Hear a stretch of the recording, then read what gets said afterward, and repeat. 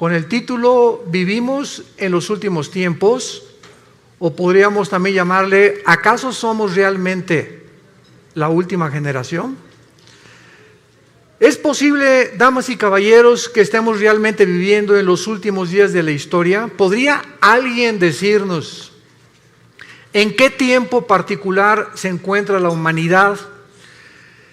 Haciendo a un lado todas las profecías falsas que han existido de Nostradamus y de los falsos profetas, de astrólogos, etcétera, etcétera, tengo en mis manos un libro que se llama la Biblia, que es el primero que fue traducido, el primero en haber sido impreso en la imprenta de Gutenberg, y el libro con los registros más antiguos de historia, geografía, antropología, química, física, genética, literatura, poesía y las disciplinas académicas que tú me quieras mencionar.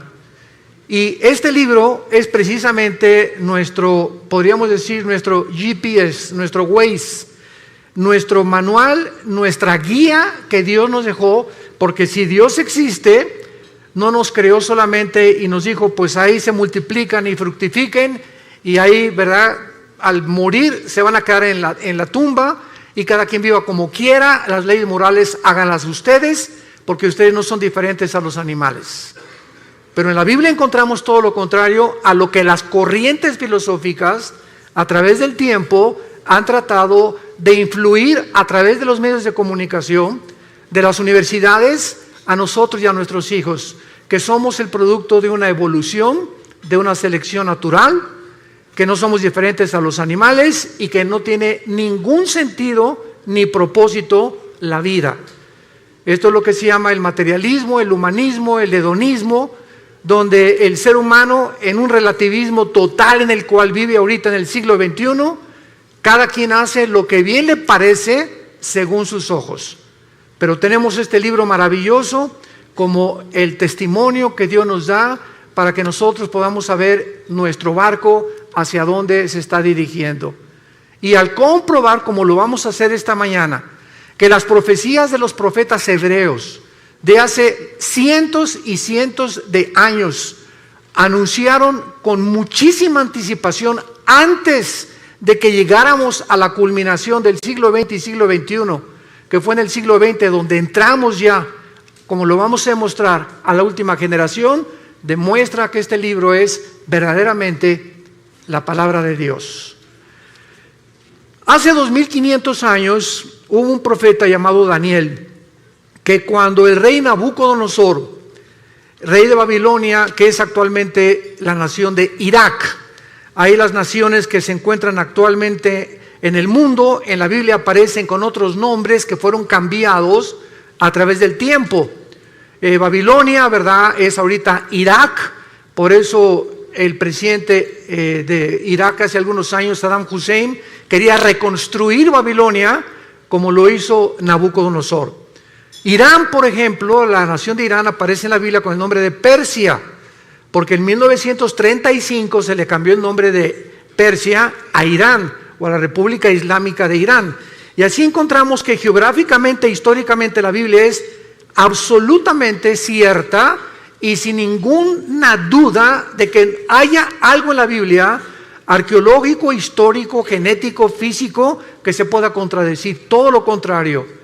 Cada vez que la ciencia avanza, siempre acaba diciendo, y la Biblia tenía la razón.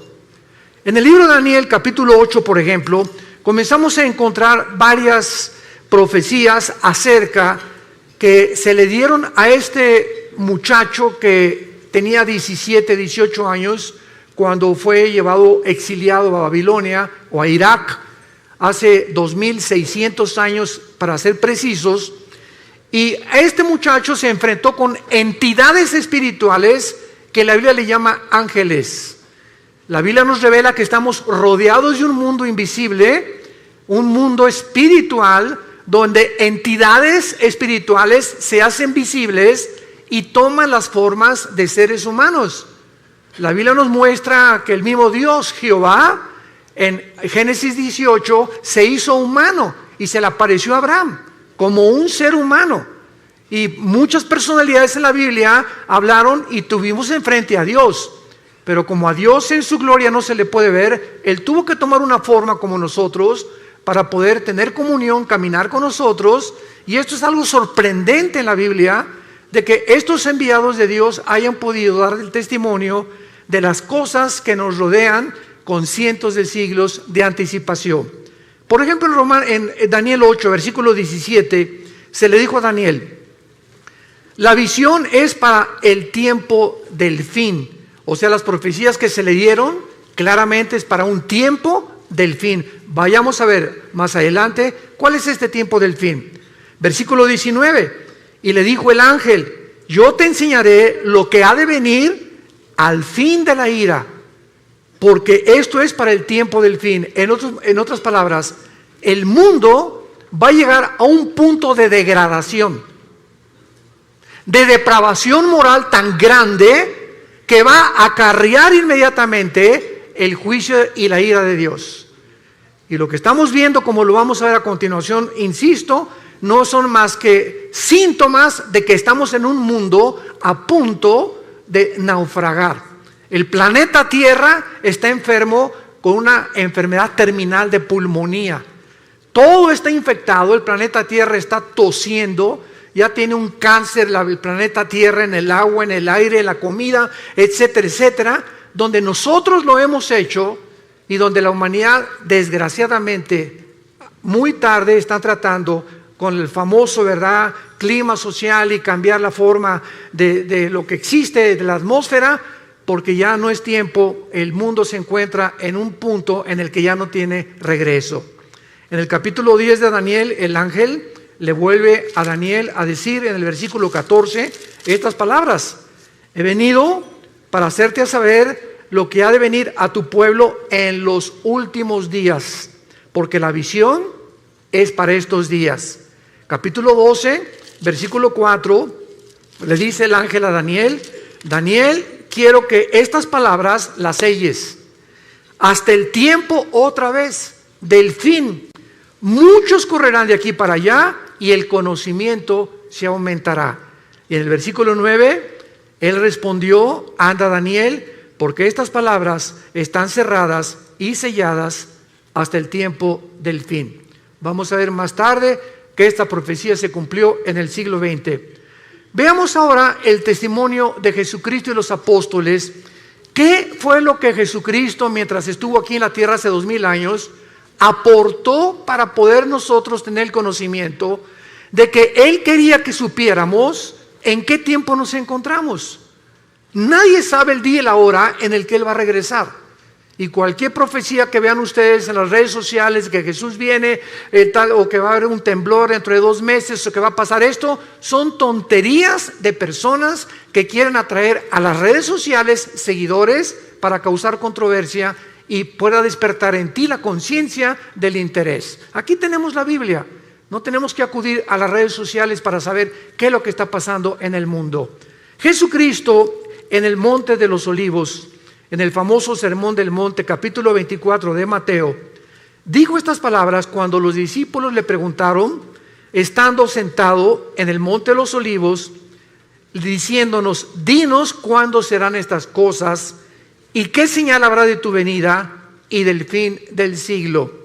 Respondiendo Jesús les dijo: miren que nadie los engañe, porque muchos vendrán en mi nombre diciendo: yo soy el Mesías, o yo soy la persona enviada por Dios, el Salvador, que va a resolver los problemas de la humanidad. Y a muchos van a engañar. Oirán de guerras y rumores de guerras. Miren que no se turben, porque es necesario que todas estas cosas acontezcan, pero aún no es el fin.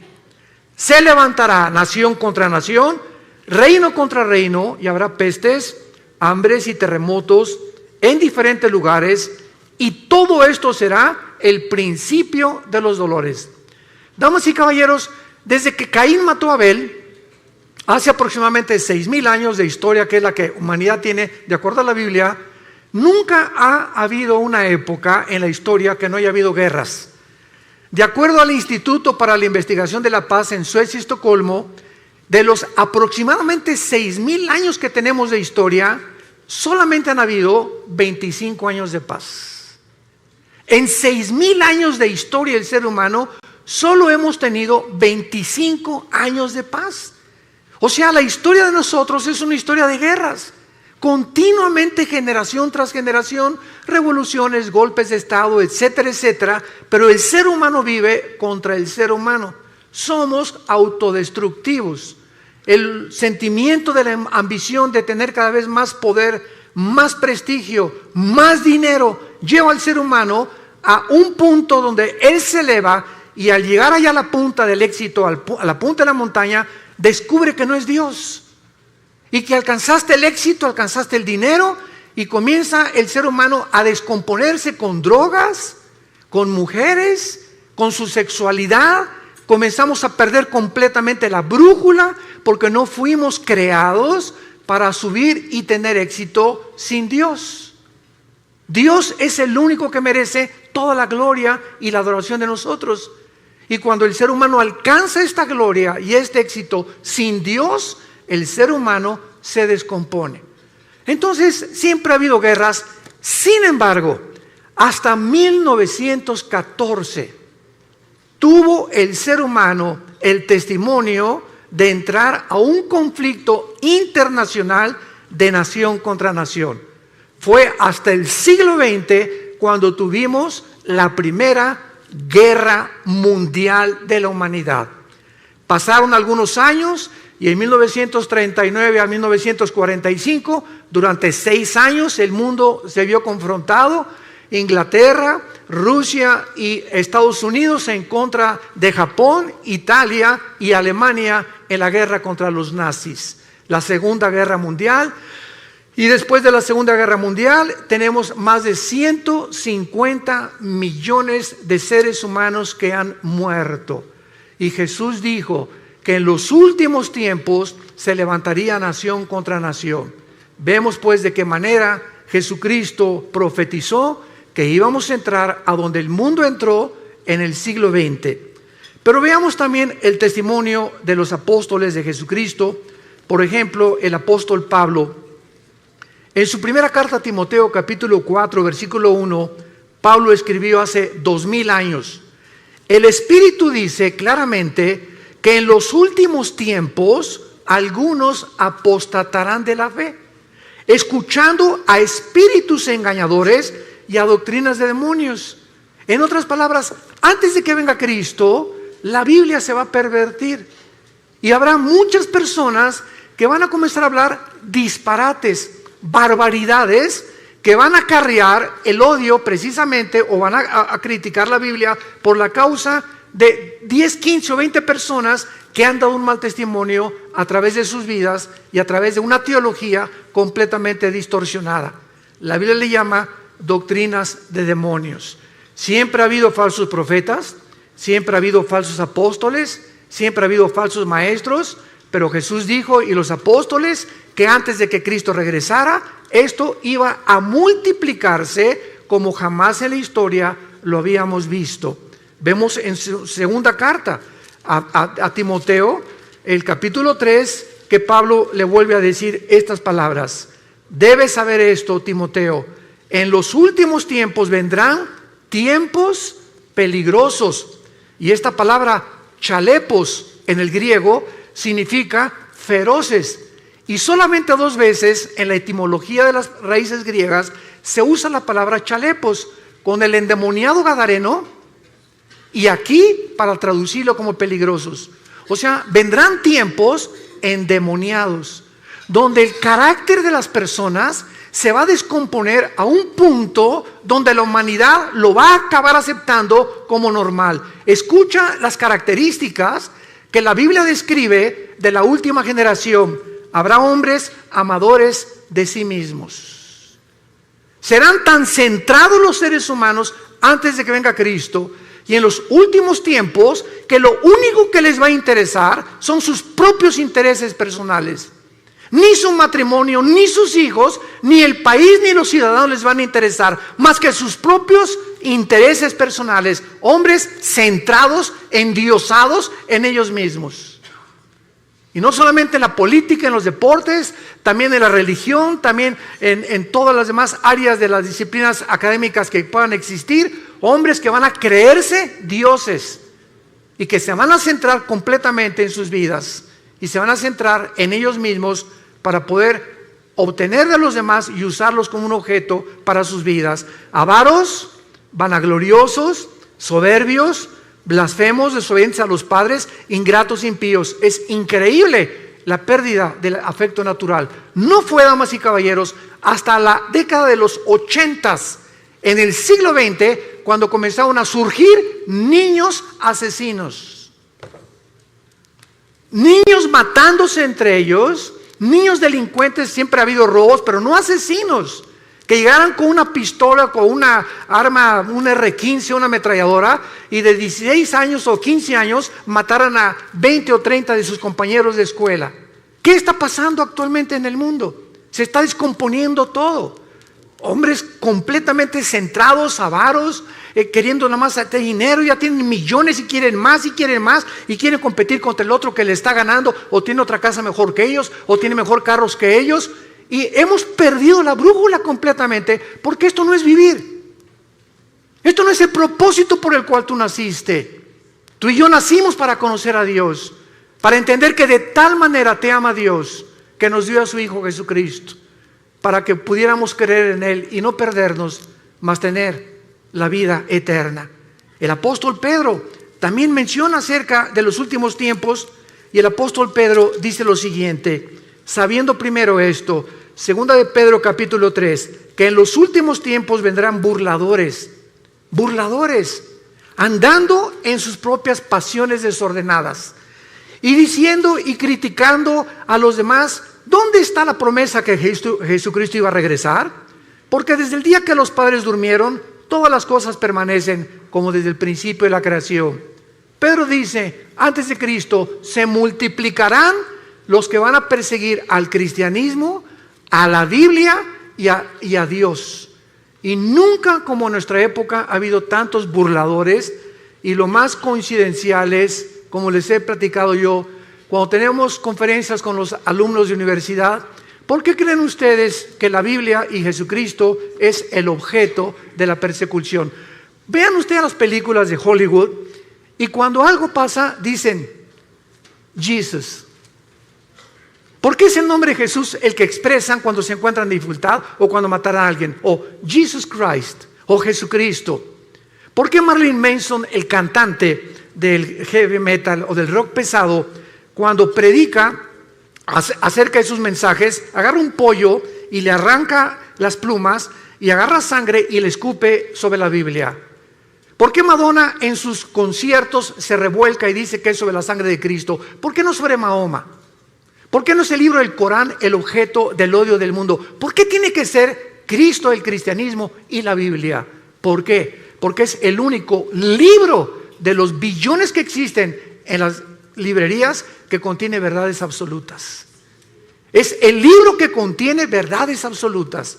Vivimos un relativismo espantoso donde la gente ya no sabe qué es verdad y qué no es verdad. Y el apóstol Juan finalmente habla también acerca del último tiempo en su primera carta, capítulo 2, mencionando que el último tiempo aún no llegaba, pero que ya era el último tiempo y que el anticristo no tarda en surgir en el mundo. Por eso conocemos que es el último tiempo. Damas y caballeros, nunca en la historia el mundo se había encontrado tan cerca para ser gobernado por un solo hombre. La tecnología que explotó y el conocimiento que explotó en el siglo XX, como lo vamos a ver, es impresionante, donde hemos llegado a una generación donde es posible el famoso globalismo o un solo gobierno mundial, que es el anhelo desde que el presidente Bush, el Papa Juan Pablo II comenzaron a promoverlo, que el mundo necesita un globalismo, necesitamos un gobierno mundial, una administración total por las naciones de Europa, necesitamos alguien que traiga paz y orden en el mundo, para que ya no esa lucha ahorita, Rusia, Siria, Irán y Turquía en contra del occidente, en contra de la OTAN, en contra de Europa, y el petróleo usarse como chantaje para poder de rodillas a Europa, etcétera, etcétera. El presidente Trump era aislando completamente a Estados Unidos de todos los demás en un proteccionismo que es la nueva política actual en el mundo, y vemos así los gobernantes en el mundo buscando cada quien sus propios intereses personales, sin darse cuenta que vivimos en un mundo tan interconectado que ya no podemos ninguno de nosotros separarnos los unos de los otros. Veamos nosotros a continuación una de las verdades más grandes que encontramos en la Biblia acerca de lo que estamos hablando. ¿Cómo podemos estar seguros entonces de que nuestra generación, la que tú y yo estamos viviendo, es la última? Lo podemos saber porque la mayor parte de las profecías de la Biblia nos revela, que nos advierten que la segunda venida de Cristo no podía ser aplicada en las pasadas generaciones, sino específicamente en la nuestra. Por primera vez en la historia, las características geopolíticas de la Biblia profetizó sucederían en estos tiempos y se encuentran a nuestro alrededor. ¿Y cuáles son estas señales que son visibles por primera vez en la historia? Número uno, el aumento del conocimiento que el profeta Daniel anunció hace 2600 años. Daniel capítulo 12, versículo 4. Daniel, en los últimos tiempos, muchos correrán de aquí para allá y el conocimiento se aumentará.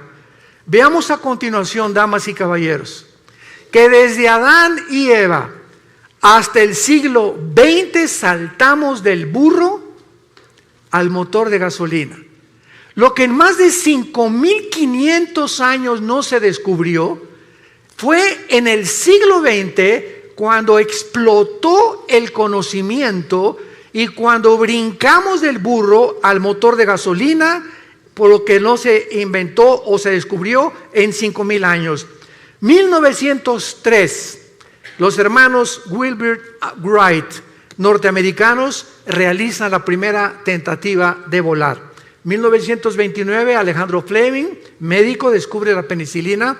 1945, el doctor Enrico Fermi y el doctor Oppenheimer, italiano e alemán respectivamente, bombardean el uranio 235, produciendo por primera vez lo que se conoce como la fisión nuclear, que dio como consecuencia la construcción de la primera bomba atómica, soltada en el puerto de Hiroshima y Nagasaki en Japón en 1945.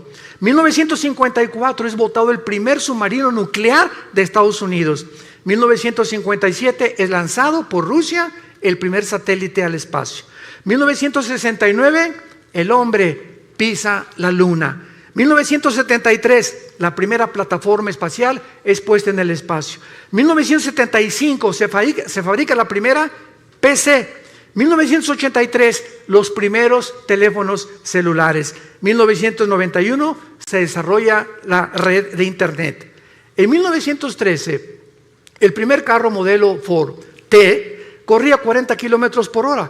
Ahora hay carros que desarrollan 300 kilómetros por hora y naves que desarrollan 3.400 kilómetros por hora. Fue en el siglo XX que se inventaron los focos, la aspirina, los plásticos, la insulina, la televisión, el radio, los trasplantes, el chip de silicio, el rayo láser, el refrigerador, el cine, la píldora anticonceptiva, la lavadora, los teléfonos celulares, el iPhone, el iPad, y ahorita ya está el GX o triple X, no sé qué, el nuevo iPhone, y cada año, cada 2 años, ya la tecnología cibernética y de Internet está obsoleta con la velocidad que el mundo está llegando en el conocimiento. Daniel, en los últimos días y en los últimos tiempos de la humanidad, el conocimiento aumentará. ¿Por qué Dios nos quiere dar esta llave del conocimiento? O sea, ¿por qué fue hasta el siglo XX que todas estas cosas sucedieron? Simplemente para advertirnos y prepararnos para el día final de tu vida y de mi vida.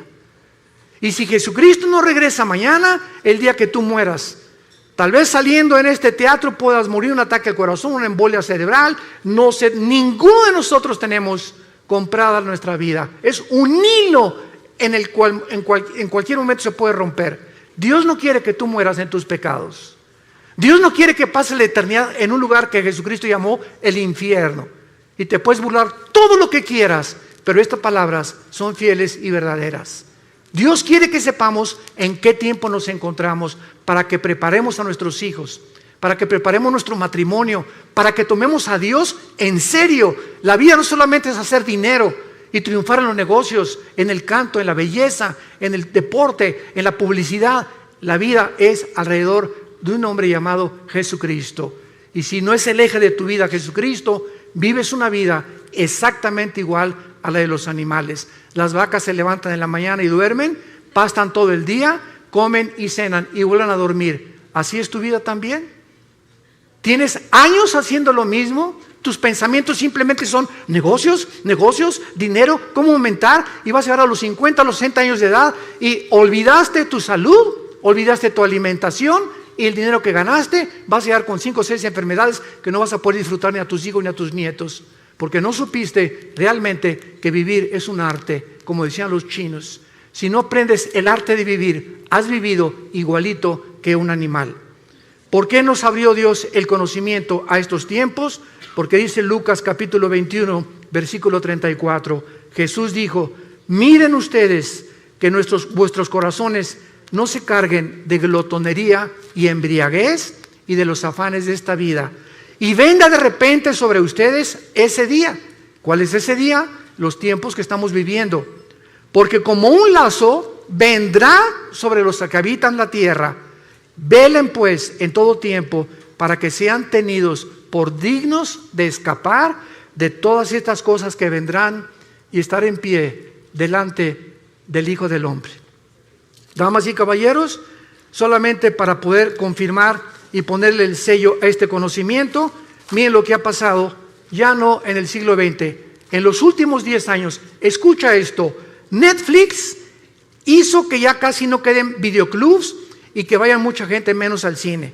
Booking tiene en jaque a las agencias de turismo. Google inutilizó las páginas amarillas.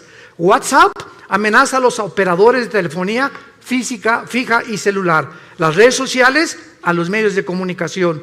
Uber a los taxistas. Los smartphones condenaron a las casas de fotografía.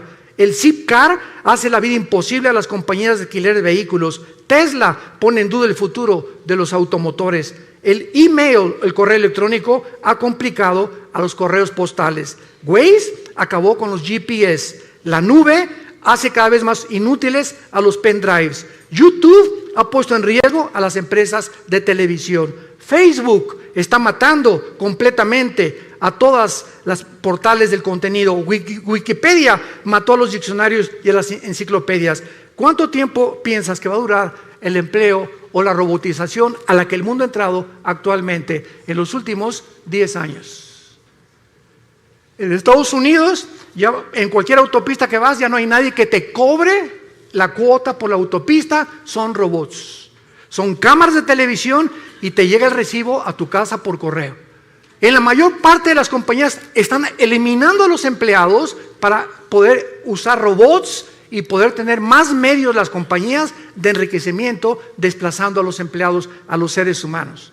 Hemos entrado a un programa y a un proyecto del mundo donde, vuelvo a repetir, cada quien está viendo sus propios intereses nada más, desplazando a miles de personas sin trabajo, rebajando los sueldos por todos lados. ¿Para qué? Para que el mundo entre exactamente al punto emocional y sentimental al que hemos entrado.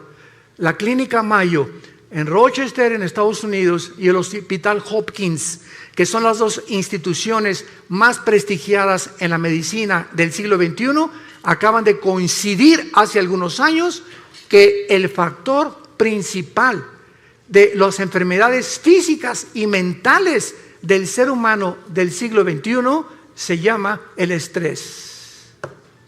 El estrés es la enfermedad del siglo XXI.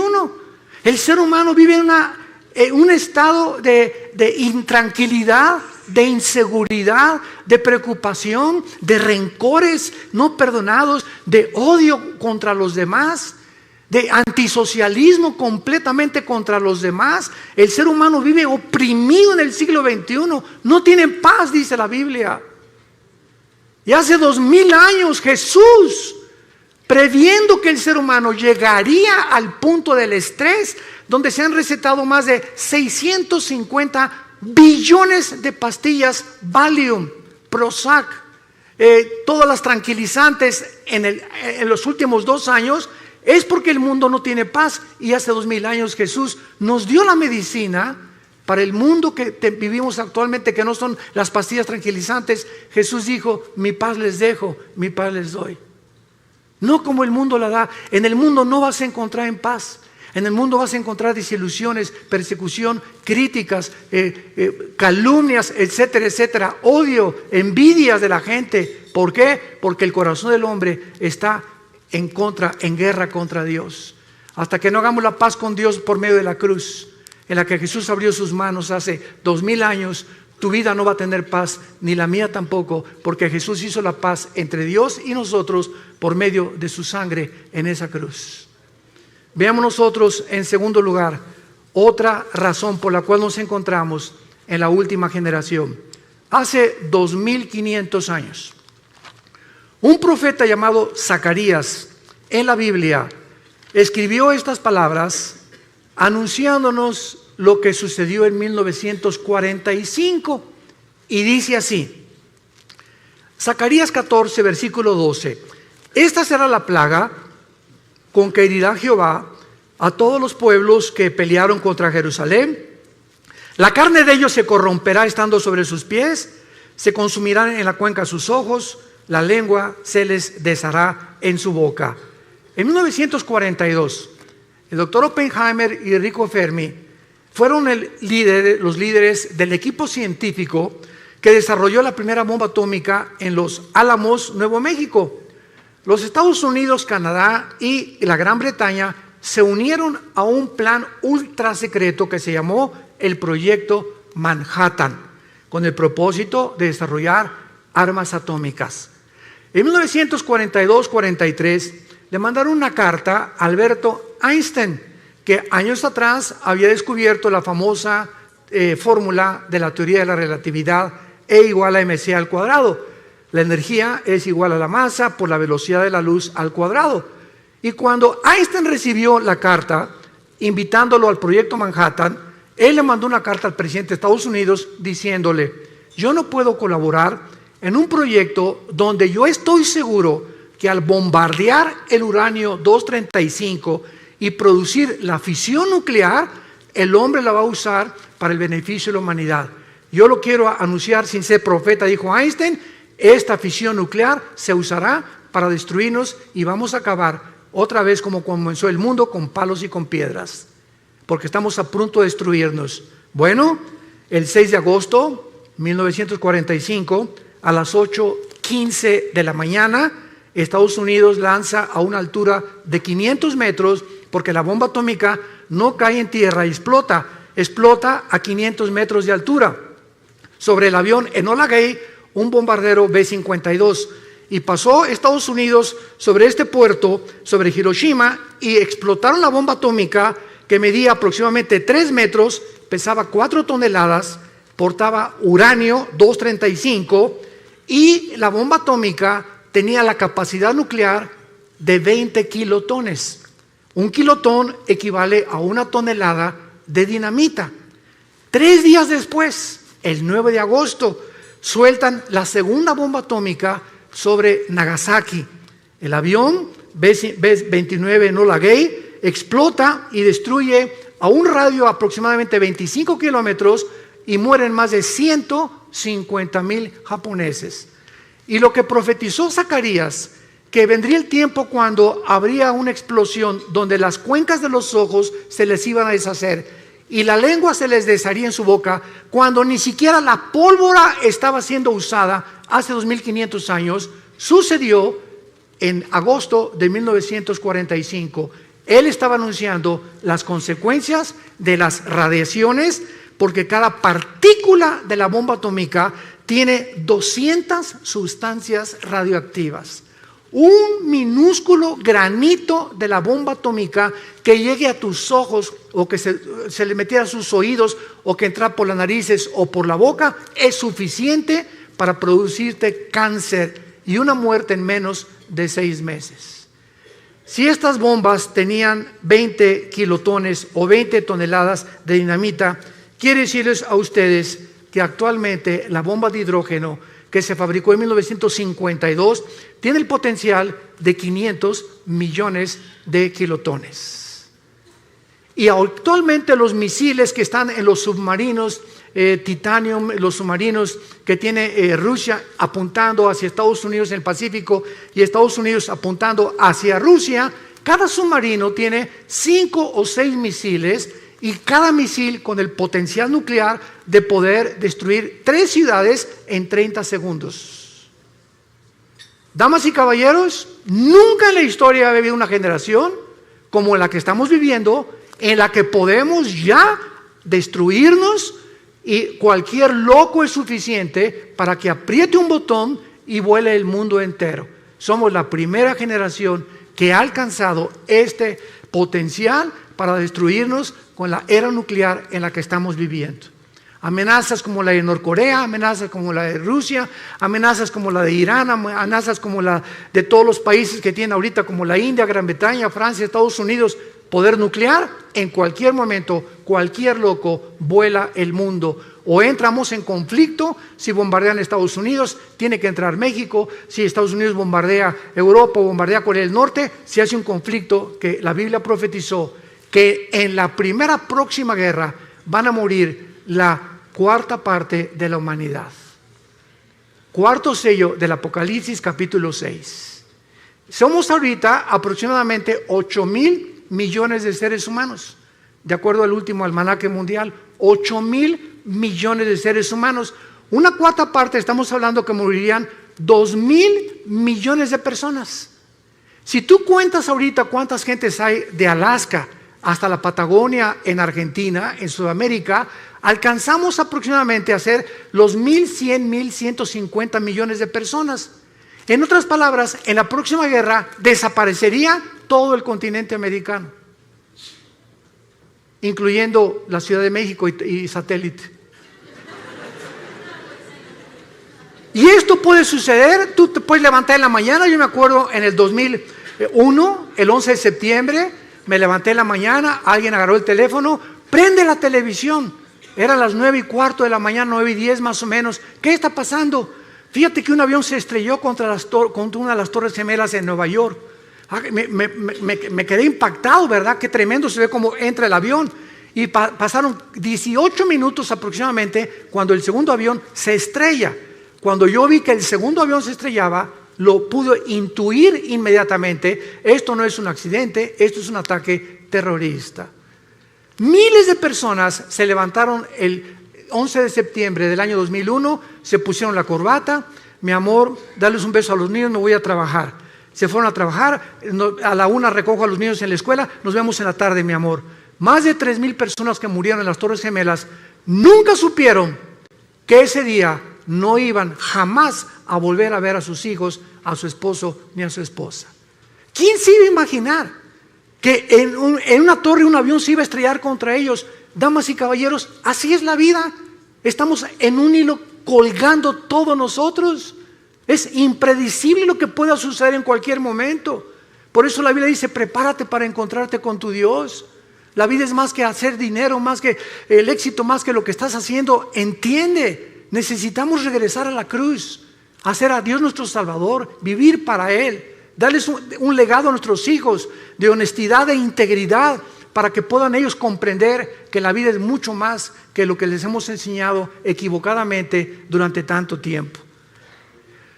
Y vemos nosotros la tercera señal, que yo considero la más grande de todas, de que nos encontramos en la última generación, en el libro de Amós, capítulo 9, en el Antiguo Testamento, versículos 14 y 15. Esto fue escrito hace 2570 años. El libro de Amós, y dice así: traeré del cautiverio a mi pueblo Israel, y edificarán las ciudades asoladas, las habitarán, plantarán viñas, beberán el vino de ellas, y harán huertos y comerán el fruto de ellos, pues los plantaré sobre su tierra y nunca más serán arrancados de su tierra, nunca más serán arrancados de su tierra que yo les di, ha dicho Jehová, Dios tuyo. Cuando el último de los zares, antes de que entrara el comunismo en Rusia por Lenin, Nicolás II, le preguntó a un misionero cristiano: dame una prueba de que Dios existe.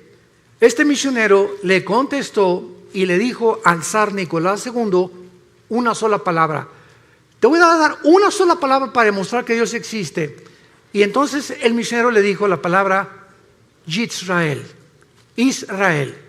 Y el zar se quedó estupefacto, como muchos de ustedes. ¿Qué tiene que ver Israel con la existencia de Dios? Los judíos han sido la única civilización en la historia del mundo, la única que después de haber sido expulsados de su tierra, en el año 70 después de Cristo, cuando el general Tito romano acabó y destruyó Jerusalén, no dejando piedra sobre piedra, son la única civilización en la historia sobre los egipcios, sobre los asirios, sobre todos los babilonios, los griegos, etcétera, etcétera, que regresaron a su tierra el 14 de mayo de 1948 y en 2000 años no perdieron su lenguaje, no perdieron su gobierno, no perdieron su religión. ¿Qué fenómeno es este de Israel? ¿Y por qué Israel ha sido la nación que más odio ha suscitado durante todos estos últimos 2000 años de historia? ¿Por qué España los expulsó en 1549 de España? ¿Por qué los expulsaron de otras naciones? ¿Por qué se les sigue persiguiendo? ¿Y por qué Israel hoy, en este mes de septiembre del 2018, es la nación con los avances científicos y tecnológicos más grandes de toda la humanidad? ¿Por qué Israel, de los premios Nobel que se han dado, ha ganado el 63% de los premios Nobel han sido judíos?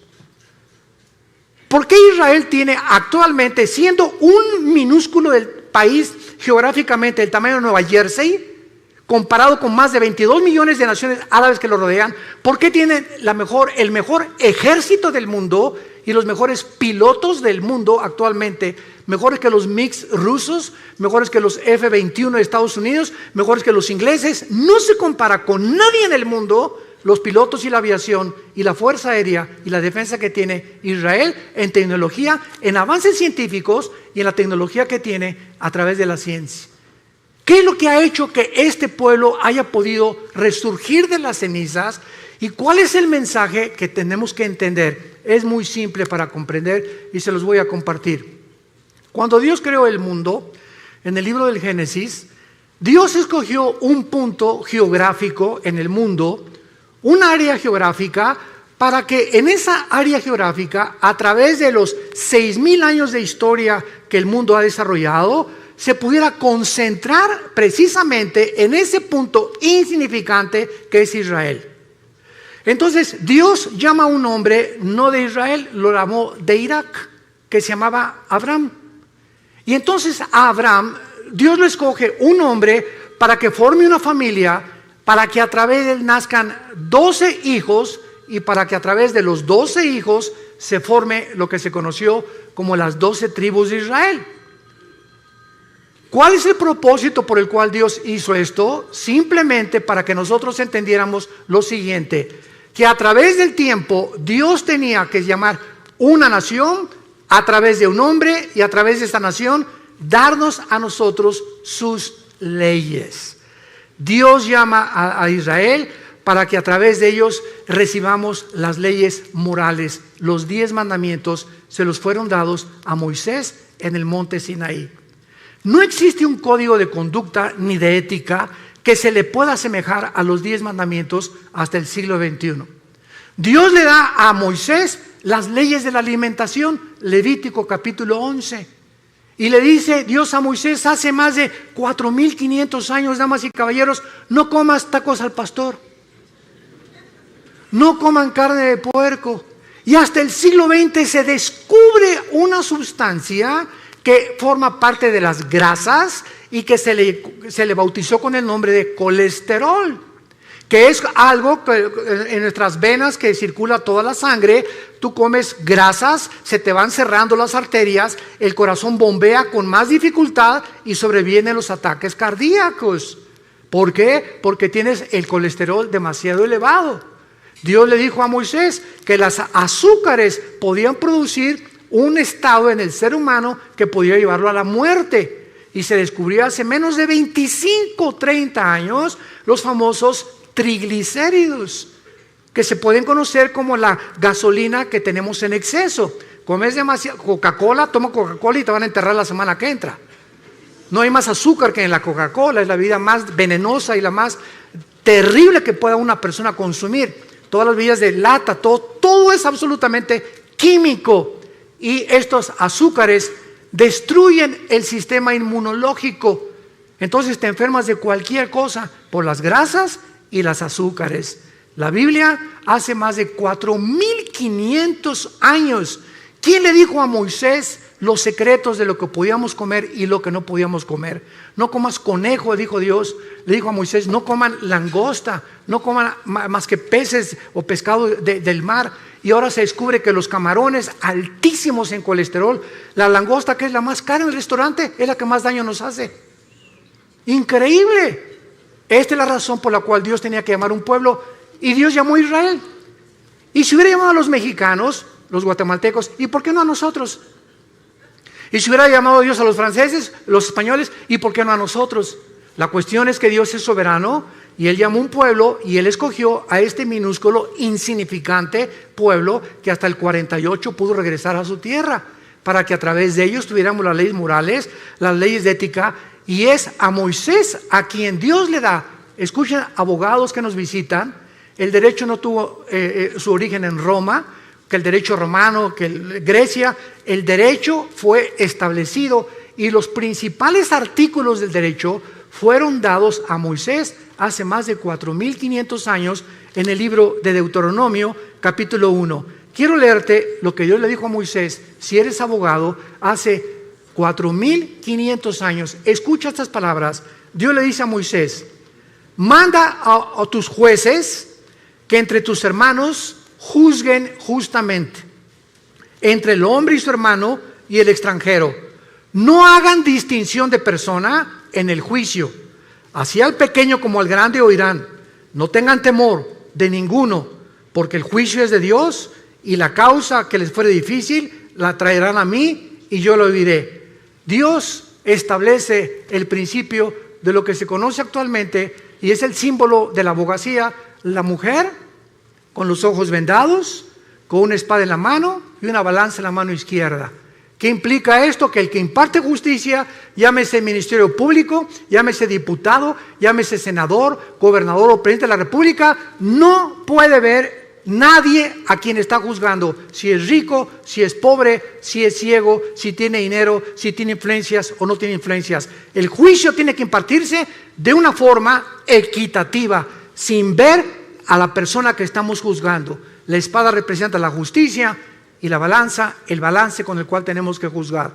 Dios estableció esto antes que Roma. Dios estableció las leyes morales, las de la comida y las de los gobiernos civiles, antes de que nosotros pudiéramos ni siquiera formar los gobiernos. Aquí está todo en la Biblia, la palabra de Dios. Pero regresamos con Israel. En la profecía de Amós le dice Dios: regresarán ustedes del cautiverio y edificarán las ciudades, las habitarán y plantarán el vino de ellas. En el año 70 después de Cristo, el emperador Domiciano, después de Vespasiano, padre del general Tito romano, llega a Jerusalén y arrasó Jerusalén. Desde el año 70 hasta el 14 de mayo de 1948, Los judíos fueron dispersados por el mundo entero. Y ahorita hay judíos que son mexicanos. El apellido Pérez, por ejemplo, es judío. No es de Xochimilco. González, casi todos que terminan en EZ tienen origen judío. Hay judíos que no lo saben, mexicanos, guatemaltecos, hondureños, españoles, etcétera, etcétera, porque se mezclaron con el mundo entero, las 10 tribus principalmente de Israel. Y el 14 de mayo, después de la Segunda Guerra Mundial, cuando el mundo ve los horrores de los nazis y lo que hicieron con los judíos que mataron a más de 6 millones, hasta este momento los mismos sociólogos, los psiquiatras, los psicólogos, los neurólogos no han podido, en todos los libros que he leído y que he buscado, que nadie tiene la respuesta por qué Hitler, teniendo de enemigos a los ingleses, a los americanos y a los rusos en el este, se olvida de sus verdaderos enemigos y se voltea con un pueblo que no tenían armas, que no tenían defensa, que no tenían nada, que se llaman los judíos, con un odio, como decimos en México, odio jarocho. Y ven para acá, Himmler, la solución final, campos de concentración. ¿Por qué veía Hitler a los judíos como el enemigo más grande del nazismo? Cuando no tenían ni nación. ¿Qué fue lo que movió a este hombre a desarrollar el proyecto de la solución final? Nadie te lo contesta más que la Biblia. Hitler era una persona que tenía contacto con demonios. Himmler era una persona que asistía completamente a reuniones de brujería. Les hicieron limpias a ellos. Tenían un contacto impresionante con el mundo del ocultismo. Y casi todos los budistas que encontraron en la Segunda Guerra Mundial, cuando el general Douglas MacArthur llega a Berlín y encuentran a Hitler que se mata y que se suicida con Eva Braun, su esposa, estaban cadáveres de monjes budistas en Berlín, ahí junto, enterrados, y otros en las calles. Y la pregunta es, ¿por qué Hitler mandó a traer a los monjes budistas a Alemania? Porque le dijeron a Hitler que en la sociedad del Thule, que se encontraba en los montes Himalayas, ahí los ángeles habían bajado y le habían dado al hombre el conocimiento de que la raza aria, que es la que soñó Hitler, la raza blanca, los güeros, tenía que dominar el mundo y los demás tenían que morir. Vean ustedes los demonios que tenía este hombre, Adolfo Hitler. Y la Biblia nos explica por qué desde antes de que los judíos regresaran a su tierra, Satanás, Lucifer, el Dios de este mundo, ya sabía el potencial que si los judíos sobrevivían a la Segunda Guerra Mundial, iban a comenzar a desarrollar las últimas profecías de los tiempos que estamos viviendo. Y en 1945, la Liga de las Naciones, que antes era la ONU, declaran casi 20 votos contra 12 que los judíos regresen a su tierra. El 14 de mayo de 1945, a las 5:30 de la mañana, David Ben-Gurión, el primer ministro de Israel, declara ante los medios de comunicación: somos un Estado libre e independiente después de casi 2000 años. 20 minutos después que Ben-Gurión acaba su discurso, los atacan por primera vez los árabes. Y de ahí tenemos la guerra del 73, del 65, la guerra de los 6 días, que ha sido el milagro más grande de la milicia, la guerra de Yom Kippur, y hasta este momento están rodeados ahorita en el Líbano, Hezbollah, el grupo terrorista, tiene más de 150,000 misiles que podrían aventar sobre Israel en cualquier momento, pero los escudos antimisiles que Israel ha desarrollado, que ni Estados Unidos ha logrado tal perfección tecnológica, impiden que puedan destruirlos. Y los aviones que las 24 horas del día los israelíes patrullan el cielo para estar vigilando que puedan sobrevivir. Y dice la Biblia: los traeré del cautiverio. Ponle en tu Biblia, 14 de mayo del 48, se cumplió Amós 9, versículo 14. Pero no nos quedamos ahí. A continuación dice: edificarán, plantarán y beberán el vino de ellos. Damas y caballeros, en 1948, cuando los judíos regresaron a Israel, no había un solo olivo plantado, no había un solo árbol plantado, era un desierto completamente. En menos de 4 años, en 1952, los judíos desarrollan la obra de la ingeniería hidráulica más portentosa, comparado solamente a los jardines colgantes del rey Nabucodonosor de Babilonia, que nadie sabe hasta ahorita cuál fue el secreto de Nabucodonosor para los jardines que fueran la séptima maravilla del mundo. Los judíos desarrollan la plantación de 6 millones de olivos, uno por cada uno que mató los nazis en la Segunda Guerra Mundial. Los plantaré sobre su tierra, beberán fruto y beberán el vino de ellos, y un desierto se convierte en un paraíso, en un huerto del Edén, en 4 años. Y desde el 52 hasta nuestros días, ¿cuántas naciones están tratando de aplastarlos para conquistar el Medio Oriente y echarlos al mar Mediterráneo? Todos los que están a su alrededor, pero la Biblia dice, nunca más serán arrancados. La sobrevivencia de Israel es la prueba más grande que Dios, el Dios de la Biblia, es el Dios único y verdadero. Es el Dios y Padre de Jesucristo, el Dios y Padre de Abraham, de Isaac y de Jacob. Y esta es la razón de la envidia del mundo entero, porque el ser humano envidia a los que prosperan. En Latinoamérica vino la corriente famosa del imperialismo. No es que los pobres en Latinoamérica comenzaron a desarrollar el socialismo, el comunismo, porque son los ricos. Derrotamos a los imperialistas, ellos son los culpables de nuestra pobreza. Damas y caballeros, el comunismo fue un fracaso.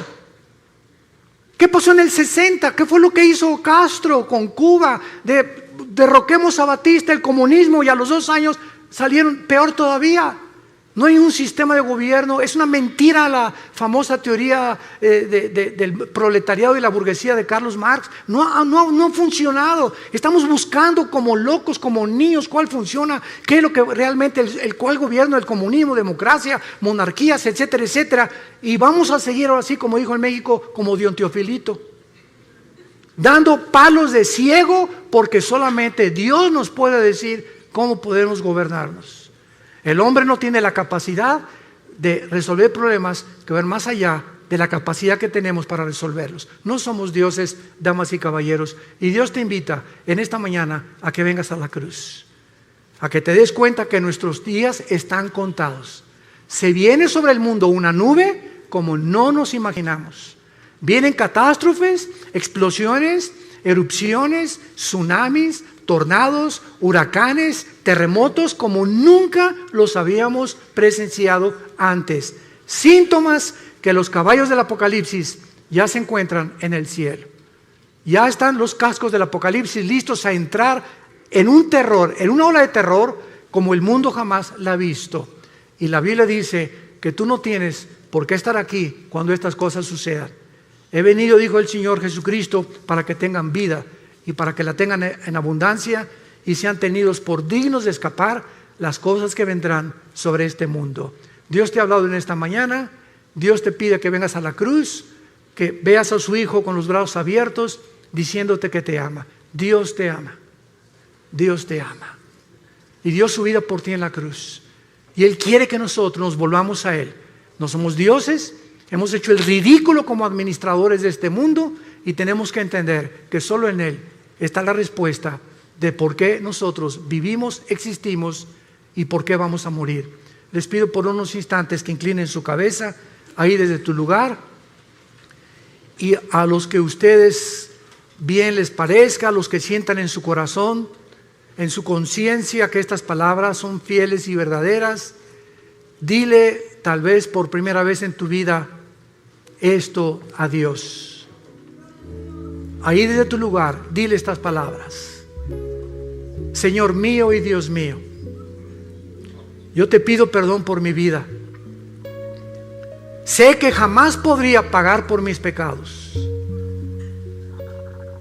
pero creo que en esa cruz, ahora en la Biblia he descubierto que tú mandaste a tu Hijo Jesucristo a pagar por mí la cuenta pendiente que tenía yo de pecado. Contigo Él la pagó con su sangre preciosa. Él dio su vida por mí, el santo por el pecador, el justo por el injusto. Oh Dios, ahora entiendo que esto se llama gracia. que sin merecerlo me aceptas tal como soy de pecador. Señor Jesús, creo que en esa cruz abriste tus brazos por mí y que a través de tu muerte me aceptas aunque yo no lo merezca. Te pido que entres a mi corazón, porque creo que a los 3 días te levantaste de la muerte, venciste la tumba para darme la esperanza en este instante que si tú volviste a vivir y tú eres la resurrección y la vida, yo también al morir no cesará mi existencia, continuaré viviendo junto contigo por toda la eternidad. Gracias por esta esperanza. Gracias, Señor, por tan grande perdón, y entra a mi corazón como mi Señor y mi Salvador. En el nombre de Jesús. Amén.